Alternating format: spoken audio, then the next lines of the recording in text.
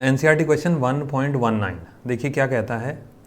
यहाँ पे कहता है हमसे a point charge of 2 microcoulomb is at the centre of cubical Gaussian surface 9 centimetre on edge, what is the net flux through the surface. बहुत ही simple question है, या यूँ कहें यार लड्डू क्वेश्चन है, बिल्कुल बहुत ही हलवा। देखो एक स्फेरिकल बॉडी ले लो, चलो क्यूबिकन सरफेस की तो बात ही छोड़ दो, एक स्फेरिकल बॉडी ले लिया, उसके अंदर एक मैंने चार्ज रख दिया क्यू। अब मैंने वही चार्ज को एक क्यूब के अंदर रख दिया। अब क्यूब की साइड हमको कितनी दे रखी है, 9 सेंटीमीटर, ठीक है जी। अब मैंने क्या करा, एक बड़ा सा क्यूबॉइड ले दिया, और क्यूबॉइड की तो लेंथ ब्रेड्थ और हाइट अलग अलग होती है, डिफरेंट होती है ना। तो मान लेते हैं ये 10 सेंटीमीटर दे रखा है, इसकी हमको जो लेंथ की वैल्यू है, विड्थ की वैल्यू हम लेट कर लेते हैं 5 सेंटीमीटर, और हाइट की वैल्यू हम कंसिडर कर लेते हैं 3 सेंटीमीटर। अब इसके अंदर भी हमने चार्ज कौन सा रख दिया, ये वाला चार्ज रख दिया। यहाँ पर भी एक क्यू चार्ज है और यहाँ पर भी एक क्यू चार्ज है, तीनों केस हो गए ना। अब इसके अलावा कोई रैंडम इर्रेगुलर शेप की हम बॉडी ले लेते हैं, उसके ऊपर भी, उसके अंदर भी हमने चार्ज रख दिया क्यू।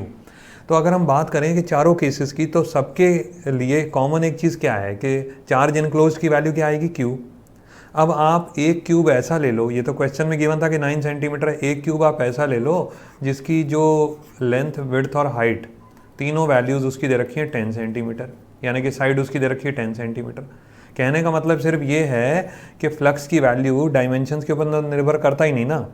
अब चाहे क्यूब की साइड ज़्यादा हो, चाहे क्यूब की साइड कम हो, चाहे वो स्फेरिकल शेप के अंदर रखा हो, चाहे वो रेक्टेंगुलर शेप यानी कि क्यूबॉइड शेप के अंदर रखा हो, या कोई इरेगुलर बॉडी हो उसके अंदर रखा हुआ हो, चार्ज इनक्लोज कितना है, फ्लक्स तो इसके ऊपर निर्भर करता है। तो टोटल फ्लक्स का हमारा आंसर क्या आने वाला है, Q अपॉन एप्सिलॉन नॉट, बस दैट्स इट। अभी Q का वैल्यू कितना है, 2 इंटू 10⁻⁻6, एप्सिलॉन नॉट का वैल्यू 8.85 इंटू 10⁻12। अब कैलकुलेशन का 1 मिनट लगेगा, तरीका सीख लो, बहुत ही आसान है।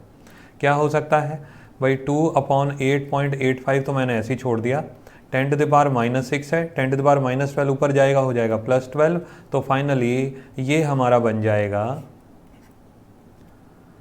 2 अपॉन 8.85 इंटू 10⁻6। अब मैं क्या करने वाला हूँ, 2 को मैं लिख दूंगा 20 डिवाइडेड बाय 8.85 इंटू 10⁻6।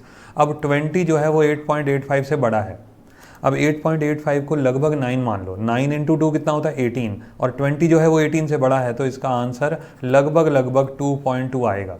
और ज़्यादा बढ़ा सकते हो तो लगभग आई थिंक अराउंड 2.25 आना चाहिए इंटू 10⁻6। 2.2 पे भी छोड़ सकते हो, कोई हर्ज नहीं है, 2.24 भी हो सकता है। यूनिट क्या बन जाएगी, न्यूटन मीटर स्क्वायर पर कूलम। टोटल फ्लक्स का आंसर हो गया। अभी एक क्वेश्चन के माध्यम से मैंने आपको कुछ बेसिक कंसेप्ट समझाने की कोशिश करी, होपफुली आपको समझ आया होगा।